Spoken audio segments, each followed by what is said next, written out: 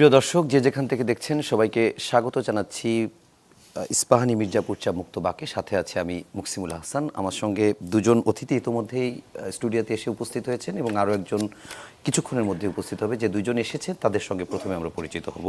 একেবারে ডানে রয়েছেন আশরাফ কায়সার, সিনিয়র সাংবাদিক, রাজনীতি বিশ্লেষক, এবং তারপর রয়েছেন ডক্টর মোহাম্মদ আব্দুল মান্নান, কেন্দ্রীয় মজলিসে শুরা সদস্য, বাংলাদেশ জামায়াত ইসলামী। এছাড়া আমাদের মাঝে কিছুক্ষণের মধ্যে এসে উপস্থিত হবেন বাংলাদেশ জাতীয়তাবাদী দল বিএনপির তথ্য সম্পাদক, নবনির্বাচিত সংসদ সদস্য আজিজুল বারী হিলাল। দর্শক, আজকে আমরা মূলত আলোচনা করতে চাই নতুন সরকারকে নিয়ে, নতুন সরকারের চ্যালেঞ্জকে নিয়ে। বিশেষ করে আজকে তারেক রহমান কিছুক্ষণ আগে জাতির উদ্দেশ্যে প্রধানমন্ত্রী হওয়ার পর তার প্রথম ভাষণ দিয়েছেন। সেই ভাষণে তিনি বেশ কিছু গুরুত্বপূর্ণ কথা বলেছেন। তার ভিতরে একটি গুরুত্বপূর্ণ কথা, আইনের শাসনই হবে রাষ্ট্র পরিচালনার শেষ কথা, এটি তিনি বলেছেন।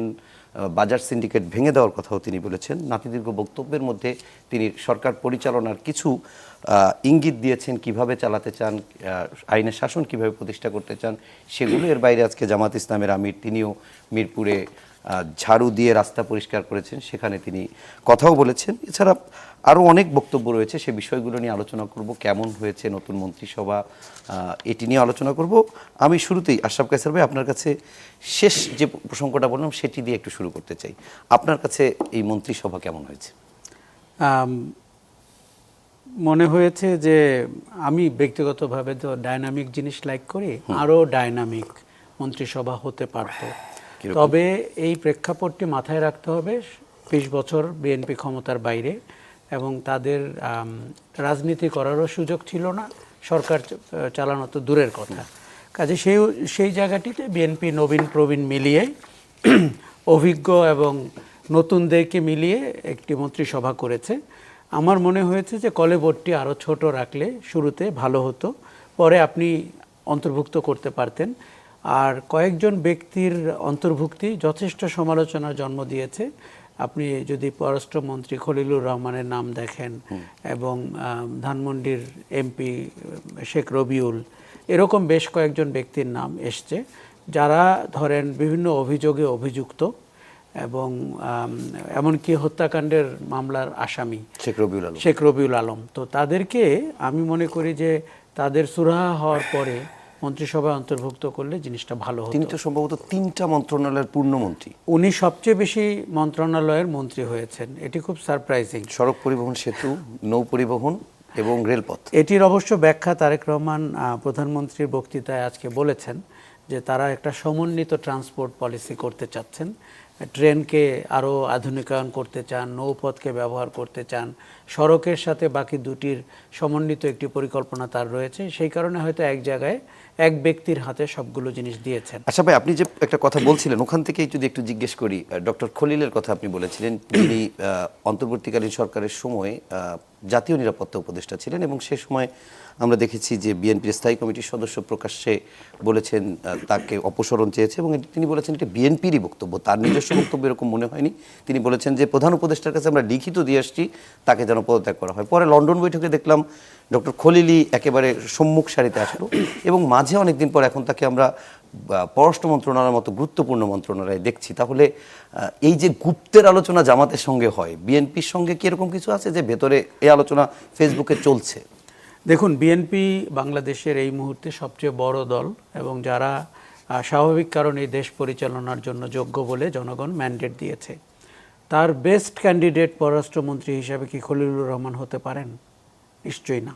বিএনপির ভেতরে আরও লোকজন আছেন এবং আমরা বিএনপিকে দেখতে চাই বিএনপির শাসন বিএনপি করতে পারছে কিনা এবং বিএনপির রাজনীতিটি বিএনপি করতে পারছে কিনা। বিএনপি যে আধিপত্যবাদ বিরোধী একটি অবস্থান নিয়ে রাজনীতি করেছে সেটি করছে কিনা। 2026 সালের প্রতিবেশীর সাথে সম্পর্কটি যেভাবে আমাদের খারাপের দিকে গেছিল 17 বছর এবং গত 18 মাসে, সেই জায়গায় বিএনপি কি ব্যালেন্স ড্র করছে। যেমন মার্কিন যুক্তরাষ্ট্র চীনের ভারসাম্যে বিএনপি কোথায়, অথবা ভারত এবং চীনের ভারসাম্যে বিএনপি কোথায়। এখন খলিলুর রহমান শুধু না, গত অন্তর্বর্তী সরকারের প্রায় 50% উপদেষ্টার আপনার উদ্দেশ্য এবং তাদের ক্যারিশমা, তাদের ক্যারিয়ার, তাদের ভঙ্গি, তারা কার লোক, এসব নিয়ে অনেক কথা হয়েছে। বিএনপি কেন এই দায় ঘাড়ে নিতে গেল? তার মানে নিশ্চয়ই দায় তার ঘাড়ে নিতে হয়েছে।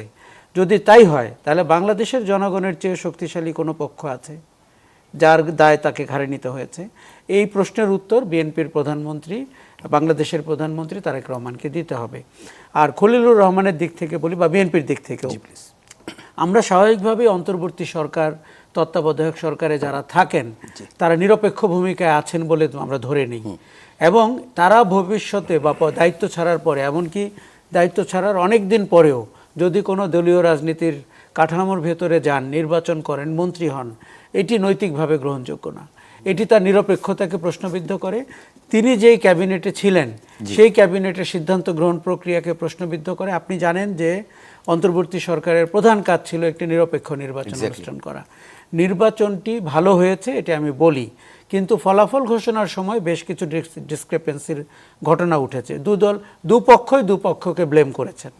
এখন এই জায়গাটিতে এটি তো আপনার সাংঘাতিক একটি ভারসাম্যমূলক অবস্থান। সেখানে আপনার একজন পররাষ্ট্র বিষয়ক দূত, উনি নিজেকে হাই রিপ্রেজেন্টেটিভ, মানে আমেরিকান টার্ম আমদানি করেছিলেন। তিনি বিএনপি সরকারের পররাষ্ট্রমন্ত্রী, নৈতিকভাবে গ্রহণযোগ্য না।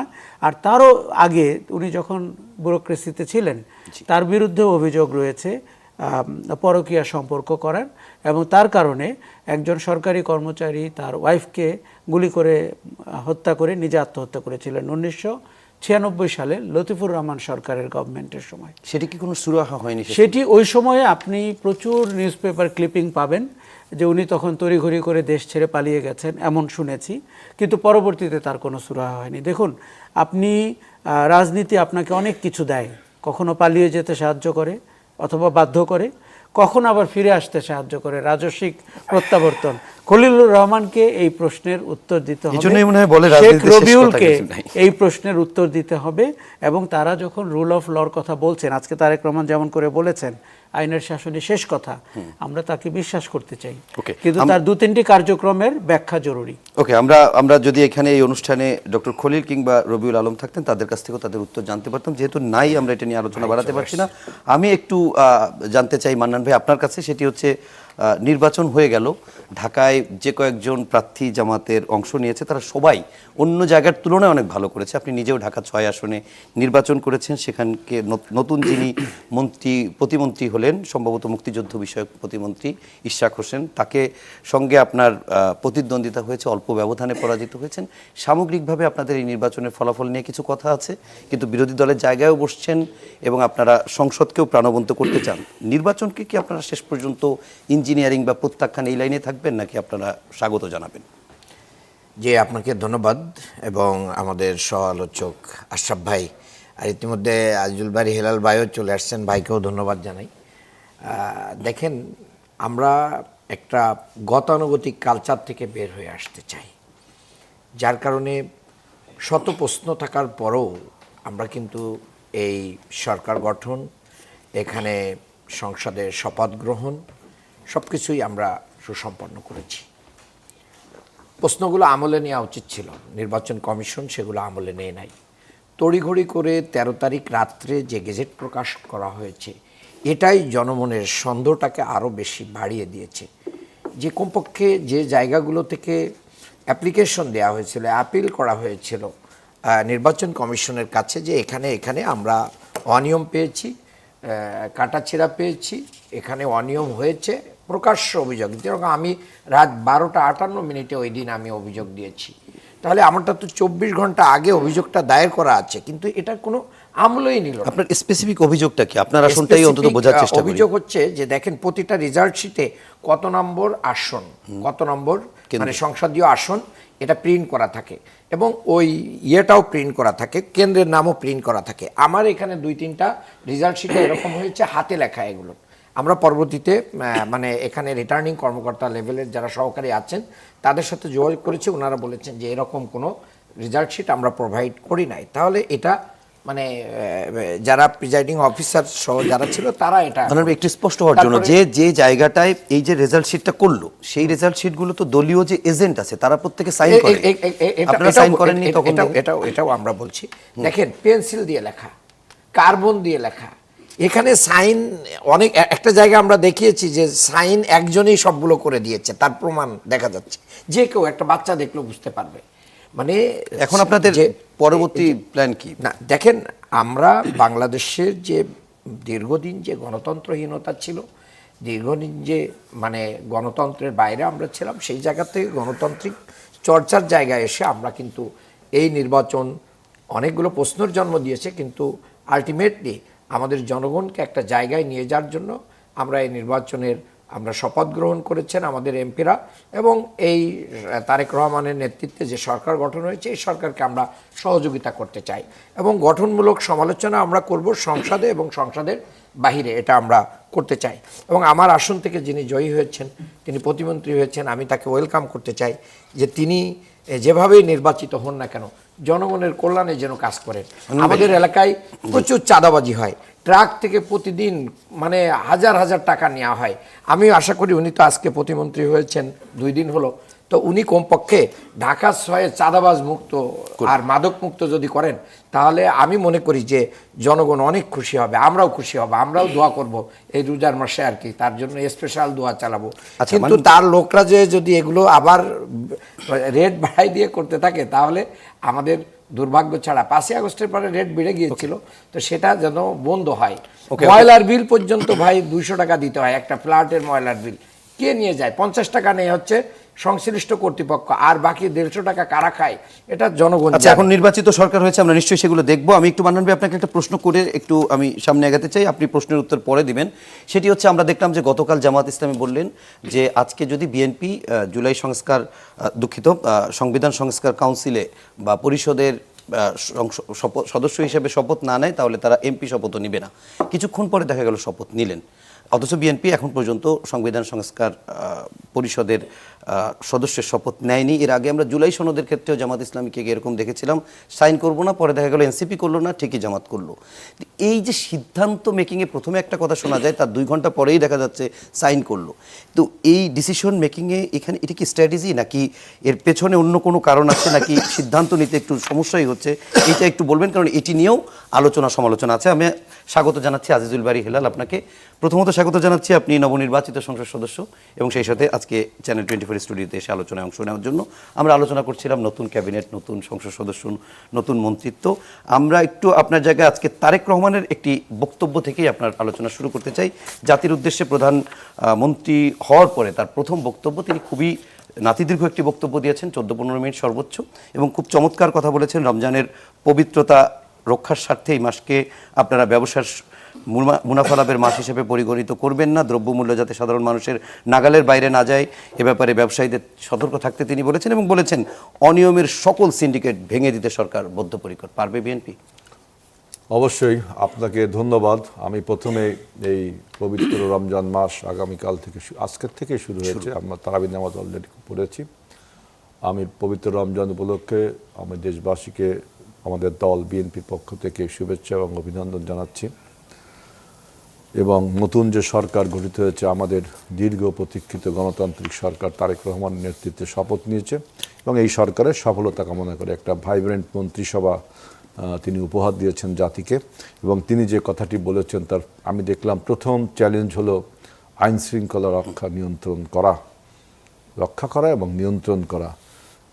শুধু রমজান মাসে না, total through out the year and through out the tenure এটা নিয়ন্ত্রণ করা। এবং দ্রব্যমূল্য, রমজান মাসে এই জিনিসটা খুব সমস্যা হয়, দ্রব্যমূল্য নিয়ন্ত্রণ, এবং বিদ্যুৎ সরবরাহ যেন সঠিক থাকে, এবং বিদ্যুৎ এবং জ্বালানির বিষয়গুলোকে তিনি প্রিভিলেজ দিয়েছেন।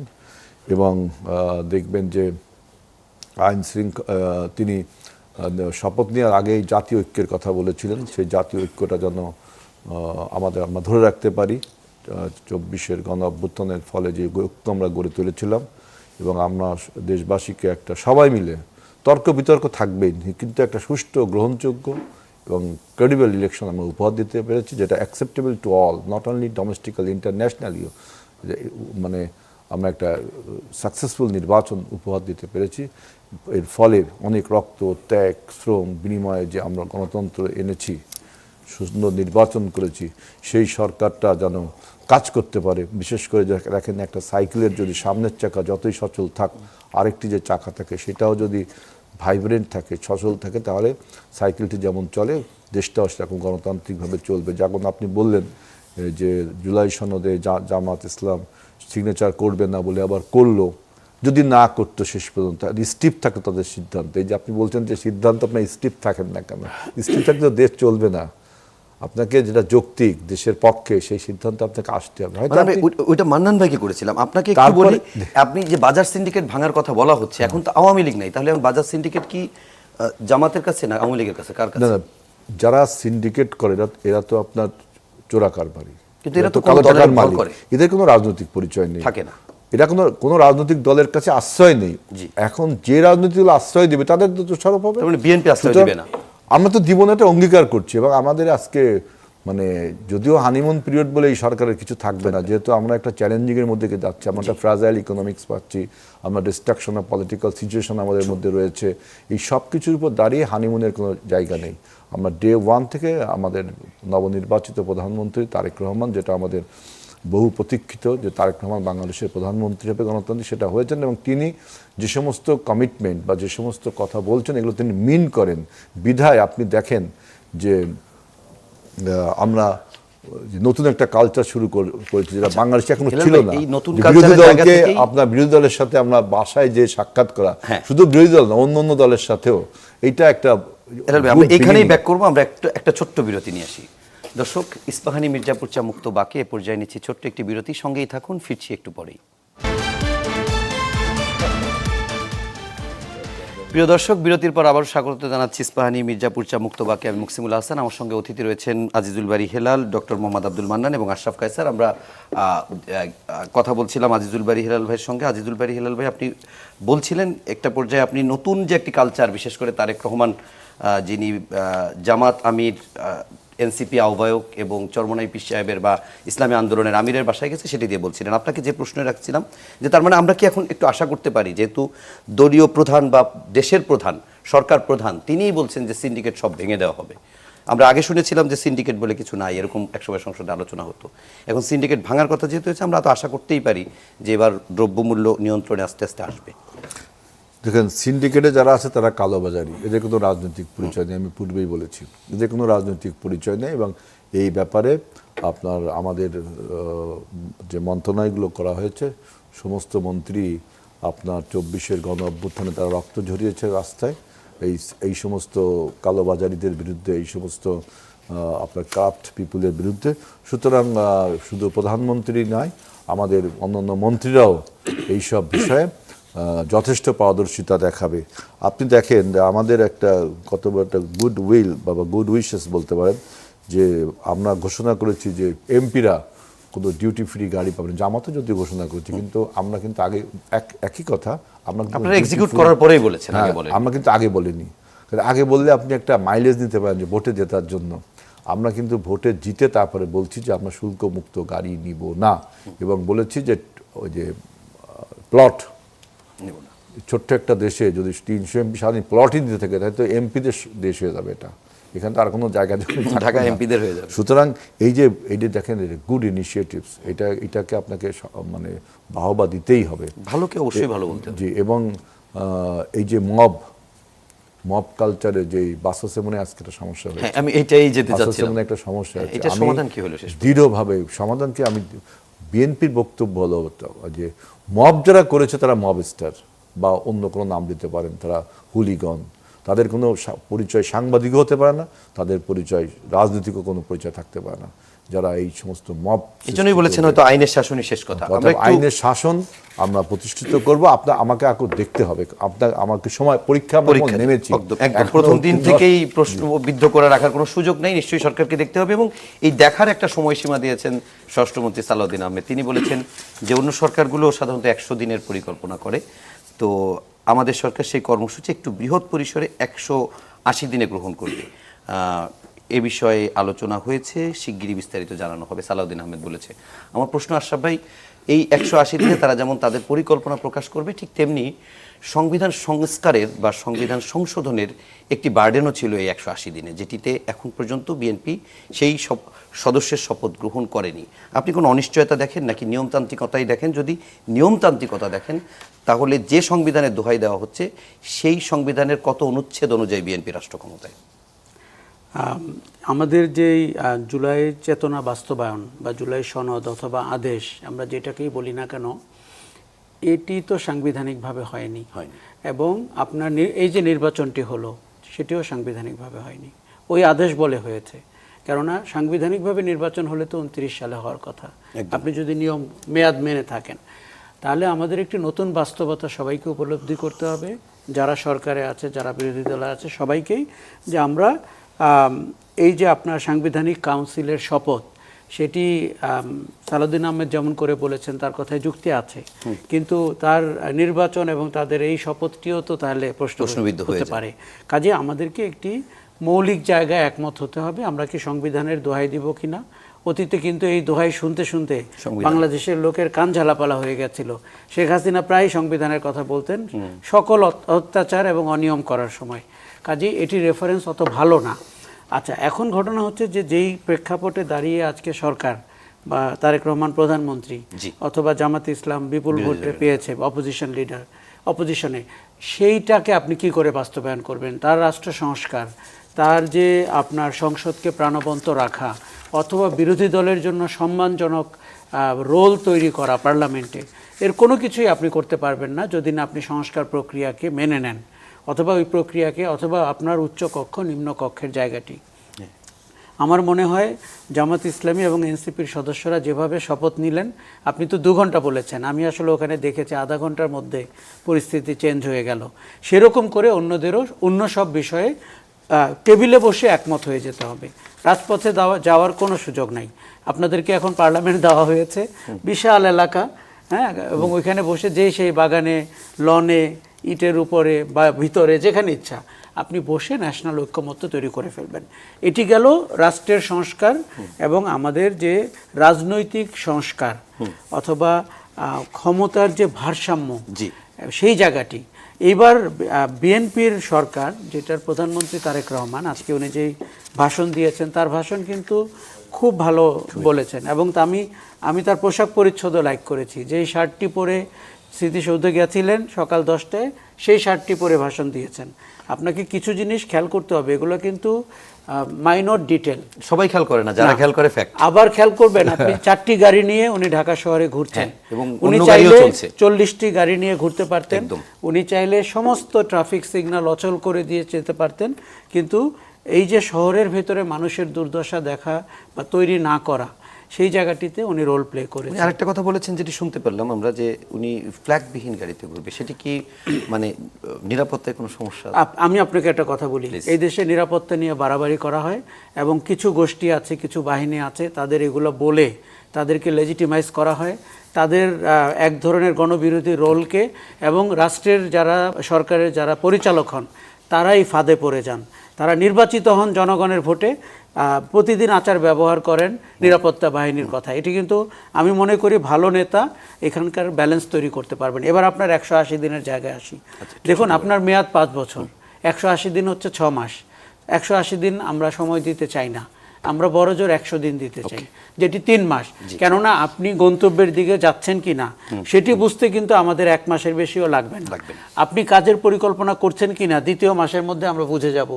3য় মাসের মধ্যে আপনার কাছ থেকে কিছু রেজাল্ট আসতে হবে। আপনাকে শুধু এক লাইনে বলি, 3 মাসের সরকার বাংলাদেশে অবিশ্বাস্য প্রশাসনিক রদবদল করেছিল, নির্বাচন দিয়েছিল এবং সবাই সন্তুষ্ট হয়েছিল। 18 মাসের সরকার নির্বাচন ছাড়া আর কিচ্ছু করতে পারেনি। তার মানে শুধু সময় ঘোষণা করে, সময় ক্ষেপণ করে আপনি নিজের সময় নষ্ট করা ছাড়া অনেক সময় ভালো কাজও হয় না। মান্নান ভাই, আপনার কাছে প্রশ্ন রেখেছিলাম, সাথে একটু যোগ করি, যেহেতু আশরাফ ভাই বলার পরে আমার এই প্রশ্নটা আবার একটু বলেন একটু। আচ্ছা, প্রশ্নটা আবার বলি, সেটা হচ্ছে জামাত ইসলামী এখন তো একটি, অন্তত আমরা বলতে পারি, নির্বাচনের মধ্য দিয়ে প্রধান বিরোধী দল। তার মানে বাংলাদেশের মূল রাজনৈতিক দল সাধারণত দ্বিদলীয় না হলেও বাংলাদেশের 2টি দল, সাধারণত 2টি দল 2টি পক্ষ, এরাই আসলে ডমিনেট করে রাজনীতিকে। জামাত এখন মূল রাজনৈতিক দল, প্রধান বিরোধী দল। তো জামাত এরকম সিদ্ধান্ত গ্রহণ প্রক্রিয়ায় এখন বললাম আমরা এটা করব না, 2 ঘন্টা বা আধা ঘন্টা পর আবার সেটি করছি, এই যে এটি নিয়ে অনেক আলোচনা হচ্ছে, এটি নিয়ে এরকমও বলা হচ্ছে। ইনফ্যাক্ট আমি আপনাকে যদি আরও বলি, আমি 2টি উদাহরণ বলেছিলাম, জুলাই সনদের কথা এবং শপথ নেওয়ার কথা। আরও একটি বলি, পিআর পদ্ধতিতে 2 কক্ষই হতে হবে, এই দাবি ছিল জামাতের নির্বাচনের আগ পর্যন্ত। হঠাৎ করে তফসিলের পর আর কোনো কথাই শুনিনি এই প্রসঙ্গে, কোনোটাই না। এখন আবার উচ্চকক্ষে বিএনপি তো নোট অফ ডিসেন্ট দিয়েই রাখছে যে এভাবে হবে না। এরকম সবগুলো ক্ষেত্রে এটা কি আপনাদের আসলে কোনো বার্গেনিং পলিসি নাকি সিদ্ধান্ত গ্রহণ প্রক্রিয়ায় কোনো সংকট? না, আপনাকে ধন্যবাদ। দেখেন, এটা সিদ্ধান্ত গ্রহণ প্রক্রিয়ায় সংকট না। রাত্রবেলায় যখন দাওয়াত দেওয়া হয়েছিল সংসদ সদস্যদেরকে শপথ নেওয়ার জন্য, তখন কিন্তু 2টা ওতই ওখানে কাগজ সহ পাঠানো হয়েছে। তো সকালবেলায় এসে যে এটা চেঞ্জ হয়ে যাবে, এক পক্ষ নিবে আর এক পক্ষ নিবে না, এটা জামাতের মানে জানা ছিল না। জানার পরে কেন ইনস্ট্যান্ট জেনেছে, ইনস্ট্যান্ট জেনে যে সিদ্ধান্তটা নেয়ার চেষ্টা করেছে, সেটাই প্রথম মিডিয়াতে গিয়েছে। এরপরে বিএনপির সাথে আলাপ আলোচনা হয়েছে। বিএনপি আশ্বস্ত করেছে যে না, ঠিক আছে, আমরা এখন না নিলে আমরা পরে নেব। এরকম একটা আলোচনা ভিত্তিতেই কিন্তু কি হয়েছে, এখানে স্ট্যান্ড পরিবর্তন হয়েছে। এবং আমরা কিন্তু 2টা সিদ্ধান্তই নিয়েছি, মানে 2টা আমাদের এমপিরা 2টা মানে ওতি নিয়েছেন। তাহলে এটার মাধ্যম দিয়ে আমরা কিন্তু ওখানে এরকমও চেষ্টা করা সুযোগ ছিল তাদের যে না, যারাই নিক না কেন একটাই নিতে হবে, সেটা কিন্তু হয়নি। আমরা কিন্তু 2টাই নিয়েছি। এই দিক দিয়ে আমাদের এই মানে রিজিড সিদ্ধান্তের কারণেই কিন্তু আমরা 2টা ওত নিতে পেরেছি। এটার মাধ্যম দিয়ে মূলত জনগণের একটা প্রেশার বিএনপির পরে থাকবে যে জুলাই সনদ বাস্তবায়নের শপথও তাদেরকে নিতে হবে, প্লাস এটা বাস্তবায়নে তাদেরকে উদ্যোগী হতে হবে। এবং তারেক রহমান সেটার কিছুটা ইঙ্গিতও দিয়েছেন যে জুলাই এবং 71 দুটাকেই আমাদেরকে রেসপেক্ট করতে হবে। সেই জায়গায় আমি মনে করি, আমার ভাইও আজুল বাড়ি হেলাল ভাই বলেছেন, ভাইয়ের ব্যাপারে আমার অনেক আশা ছিল যে ভাই আরও অনেক ভালো কিছু করবেন, কারণ নতুন প্রজন্মের আমাদের সময়ে যারা আন্দোলন সংগ্রামের রাজপথে নেতৃত্ব দিয়েছেন, সে সময় জাতীয়তাবাদী ছাত্র দলের নেতৃত্বে ভাই ছিলেন। তো যাই হোক, আমরা ফিউচারের জন্য অপেক্ষা করব। কিন্তু দেখেন, এই জায়গায় এসে জামাত ভুল করে নাই, জামাত সঠিকটাই করেছে। জামাত দেশের স্বার্থকে সবচেয়ে বড় করে দেখার কারণেই কিন্তু শপথ 2টা নিয়েছে। এরপরে হচ্ছে এইটার প্রতিবাদে জামাত কিন্তু মন্ত্রিসভার যে শপথ ছিল সেই অনুষ্ঠানে যোগ দেয়নি, সেটাই যোগ দেয়নি। এটাও এক ধরনের মানে আমরা শুরুতেই রাজপথে চলে যেতে চাই না, শুরুতেই আমরা শপথবিহীন যে মানে এক কথা বললো, যেটার পরে বিএনপির পরে আস্থা রাখলো, রেখে তারা শপথ নিল। হ্যাঁ, আবার কি হলো যে আবার পরের শপথ অনুষ্ঠানে গেলাম না। এই যে তারা তাদের যে স্ট্যান্ডটাকে কড়া সমালোচনা করা এবং প্রেসারে রাখা, অবস্থানকে নিশ্চিত করা, জনগণকে এটা বোঝানো যে না, আমরা আপনাদের যে আজকে দেখেন 4,82,660,000 জন হা ভোটের পক্ষে দিয়েছে, আর না দিয়েছে 2,20,71,726 জন। এই যে প্রায় 2 কোটির উপরে মানুষ, প্রায় 2.5 কোটি মানুষকে দিয়েছে, বেশি ভোট দিয়েছে হার পক্ষে, গণভোট হয়েছে। এই গণভোটকে কি বিএনপি অস্বীকার করতে পারবে? কোনোভাবেই সম্ভব। এবং আমি মনে করি আদালতও এটা পারবে না। আদালত এই গণভোটকে কি করতে পারে না, কোনোভাবে অকার্যকর করার ক্ষমতা রিট করে না। রিট করতে পারে, যাইতে পারে, কিন্তু জনগণ যদি সকল ক্ষমতার উৎস হয়, তাহলে জনগণের রায়কে কোনো আদালত বা কোনো জায়গা থেকে আপনি বিধ্বংসী দেখাতে পারবেন না। তাহলে আবার জনপ্রতিরোধ শুরু হবে এবং আরেকটা জুলাই আগমন হবে। এটা আমি ভালো করে বুঝি। আর আপনি আইন শৃঙ্খলার কথা বলছিলেন, আমি মনে করি যে বাজার নিয়ন্ত্রণটা অনেকটাই কমে আসবে যদি চাঁদাবাজি বন্ধ করে দেওয়া যায়। এটা ভাইদেরকে করতে হবে। 2 নম্বর হচ্ছে আইন শৃঙ্খলার ব্যাপারে।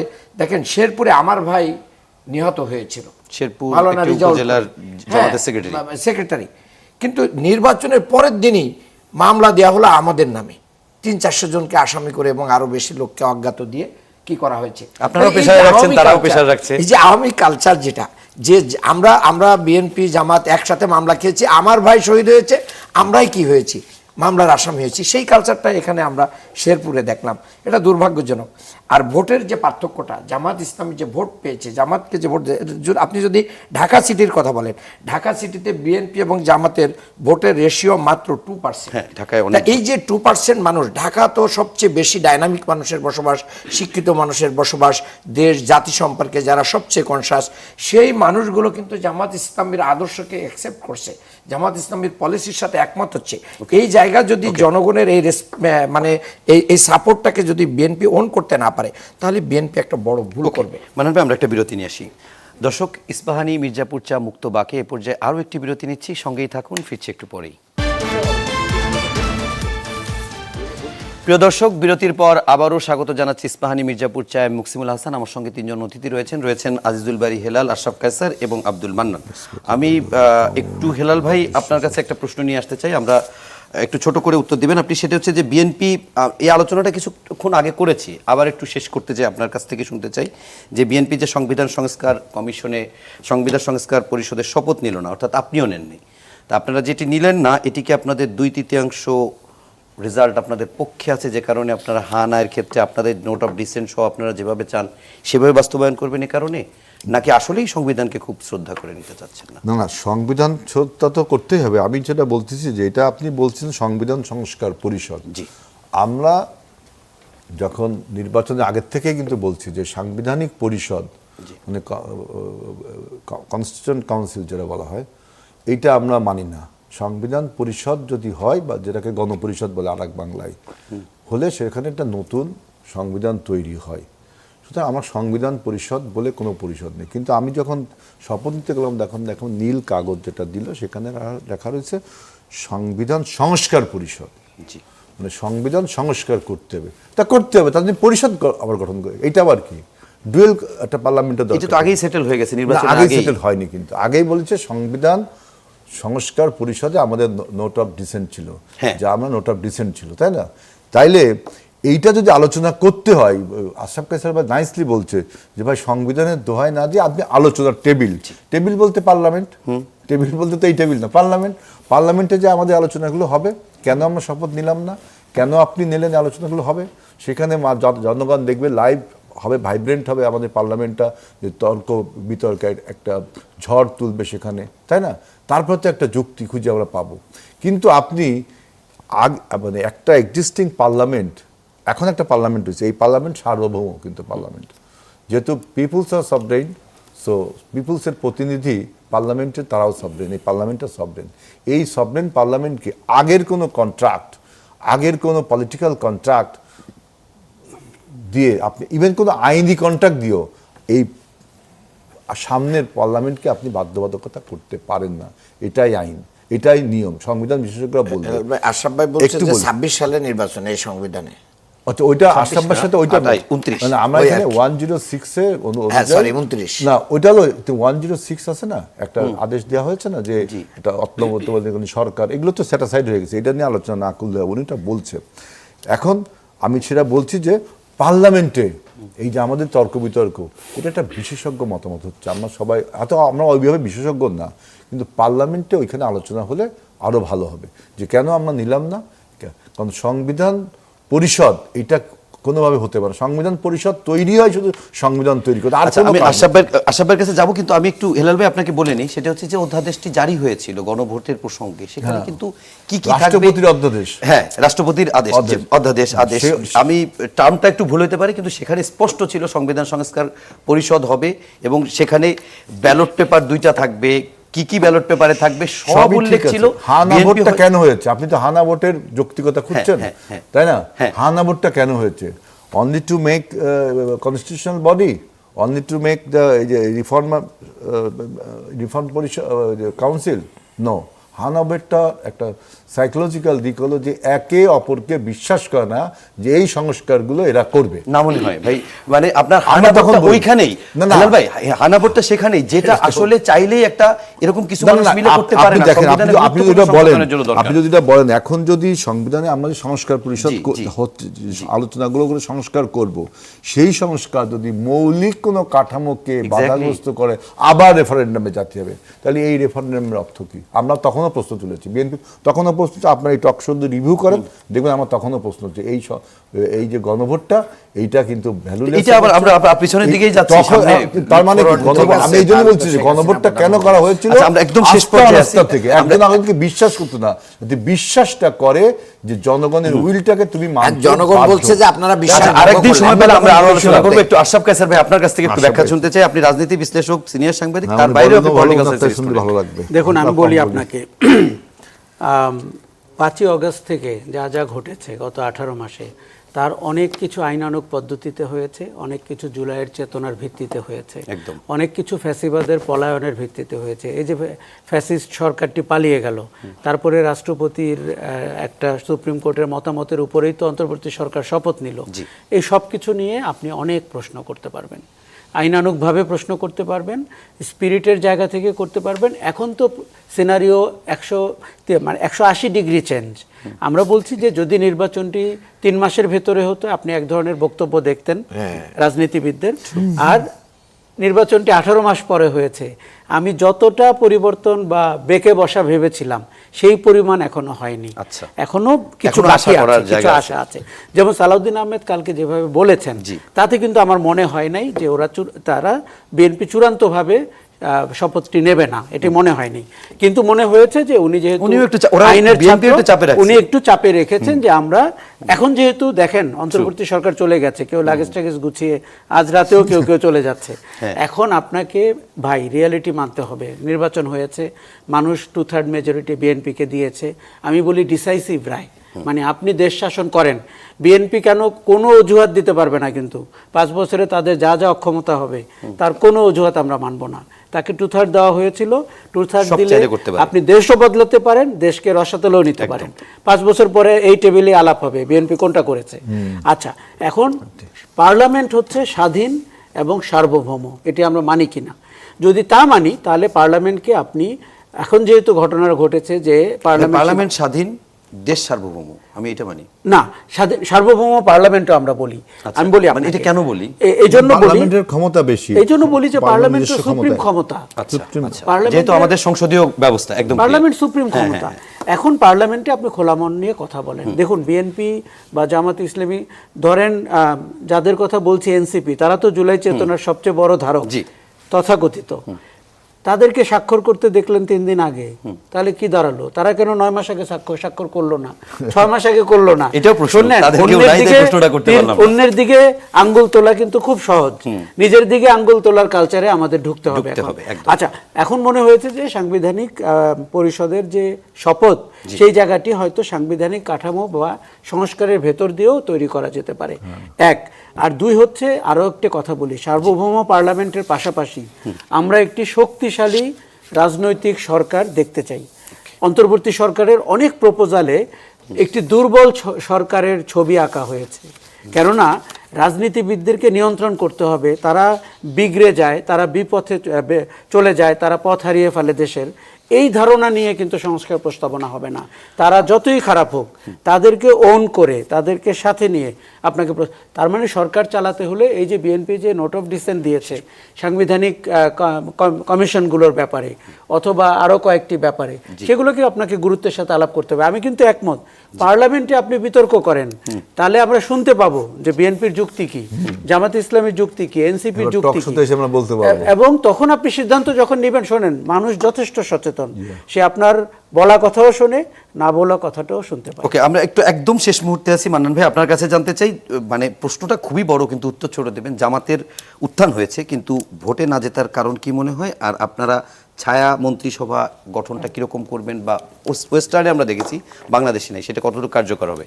জি, ধন্যবাদ। যেরকম ছায়ামন্ত্রী সভা তো খুব সহজ, আমরা একবারে টু দ্য পয়েন্টে দেখিয়ে দেব যে ওনার ওই মন্ত্রণালয়ে যিনি দায়িত্বপ্রাপ্ত আছেন, সেই মন্ত্রণালয়ে আমাদেরও দায়িত্বপ্রাপ্ত লোক থাকবে। তারা দুইটাকে কি করবে, অ্যানালাইসিস করবে এবং তার ভুলগুলোকে ধরবে, জনগণের সামনে এটা উপস্থাপন করবে, এবং ওই মন্ত্রণালয়টা যেন আরও বেটারভাবে চলতে পারে সেজন্য আমরা এখান থেকে পরামর্শ দিতে পারবো। এটা ছায়া মন্ত্রিসভার একটা বড় কাজ, এটা সরকারকে আরো অ্যাসিস্ট করবে। আমি মনে করি এটা ইংল্যান্ডে এই মডেলটা আছে, আপনাকে রিইনভেন্টিং দ্য হুইল করতে হবে না। এরপরে হচ্ছে আমি ভাইয়ের কাছে একটু জানতে চাই যে বিষয়গুলোতে ওনারা একমত ছিলেন, বিশেষ করে মানে প্রধানমন্ত্রীর ক্ষমতা 10 বছর, সরকার প্রধান দলীয় প্রধান এক ব্যক্তি হবে না, এই ব্যাপারগুলো কি ওনারা কি হাইড করবেন না? এগুলোও নোট অফ ডিসেন্টের বাইরে ছিল না, এগুলোতে একমত ছিলেন। সে বিষয়ে ওনারা কিন্তু এখনও কিছু বলছেন না। আর সাংবিধানিক প্রতিষ্ঠানগুলো স্বাধীন থাকবে কিনা, এই বিষয়গুলো আপনাদেরকে বলতে হবে। আর এই সামান্য সময় এসে দেখলাম যে আজকে আমি একটা জায়গায় দেখলাম যে এখন টেলিভিশন 4 জন সাংবাদিককে কি করা হয়েছে, শোকজ করা হয়েছে। সম্ভবত তারা চাকরিতে থাকতে পারবে কিনা আমি এখনো কনফার্ম না, আমি শোকজ পর্যন্ত জানি। তো সংবাদপত্রের যে স্বাধীনতা, মত প্রকাশের স্বাধীনতা, কোনোটা আপনার পক্ষেও যেতে পারে, কোনোটা আমার পক্ষেও যেতে পারে, কোনোটা দুইজনের পক্ষেও না যেতে পারে। তাহলে সেই জায়গাগুলো যেভাবে চেপে ধরা হচ্ছে, এই জায়গাগুলো আমাদেরকে কি করতে হবে, অ্যাড্রেস করতে হবে। আমি মনে করি যে ফ্যাসিস্টের বিদায়ের পরে যেভাবে আওয়ামী অফিস খুলে দেওয়া হচ্ছে, পতাকা উড়ানো হচ্ছে এবং শেখ হাসিনাকে ওয়েলকাম করার জন্য প্রস্তুতি নেওয়া হচ্ছে, আমার মনে হয় না যে আগামী দিনে বিএনপি স্বস্তিতে দেশ চালাতে পারবে। আমরা এই 18 কোটি জনগণ স্বস্তিতে বসবাস করতে পারবো। সেই জায়গা বিএনপিকে অবশ্যই জনগণের কাছে জবাবদিহি করতে হবে। অনেক অনেক ধন্যবাদ ডক্টর মোহাম্মদ আব্দুল মান্নান, আশরাফ কায়সার এবং আজিজুল বারী হেলাল, এবং দর্শক আপনাদেরকেও ধন্যবাদ জানাচ্ছি। আমরাও শেষ করার আগে শুধু এতটুকু বলবো, আমাদের আলোচকরা যেমন বললেন যে আমরা চাই একটি কার্যকর শক্তিশালী সরকার, যারা 2/3 আসনে জয়ী হয়েছে তারা দেশ শাসনেও সেটি রাখবেন, এবং সেই সাথে আমরা চাই যে বিরোধী দলও অন্য কোনো রকম না বা পাতানো বিরোধী দল না, বিরোধী দল হবে কার্যকর শক্তিশালী, তার মধ্য দিয়ে সংসদ হবে কার্যকর, প্রাণবন্ত এবং টেকসই হবে গণতন্ত্র। সেই প্রত্যাশা রেখে শেষ করছি। সবাই ভালো থাকবেন, সুস্থ থাকবেন, শুভরাত্রি।